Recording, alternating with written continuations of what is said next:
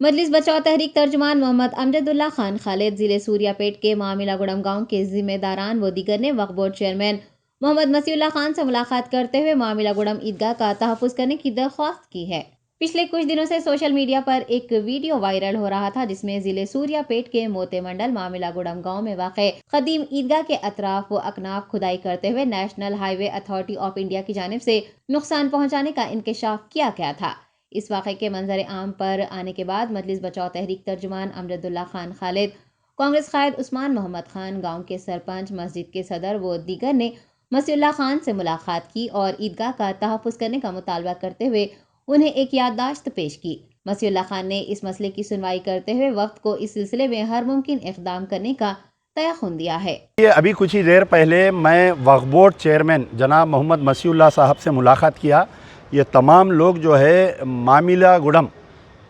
जो विलेज है जो सूर्यापेट डिस्ट्रिक्ट में आता है, जैसा कि आप लोग जानते हैं कि कुछ दिन से एक वीडियो वायरल हो रहा था कि कोई ईदगाह को जो है नुकसान पहुंचा रहे हैं national highway authority of India वाले। तो कल मैं ख़ुद वहां पर गया था, वहां जाके पूरे हालात को मालूम किया कि वहां पर जो है 20 साल से एक ईदगाह है जहां पर ये मामिलागुड़म विलेज के लोग वहां पर नमाज़ पढ़ते हैं। तो वो ईदगाह को नुकसान पहुंचा रहे हैं। तो हम वक्फ बोर्ड चेयरमैन से बात किए थे और आज जो है वहाँ के कमेटी के सदर हमारे शेख सईदुल्लू साहब और वहाँ के सरपंच CH यल्लाया साहब भी आए हैं आज मेरे साथ। हम लोग मिले, अभी रिप्रेजेंटेशन दिए हैं और वक्फ बोर्ड चेयरमैन से ये मुतालबा किए हैं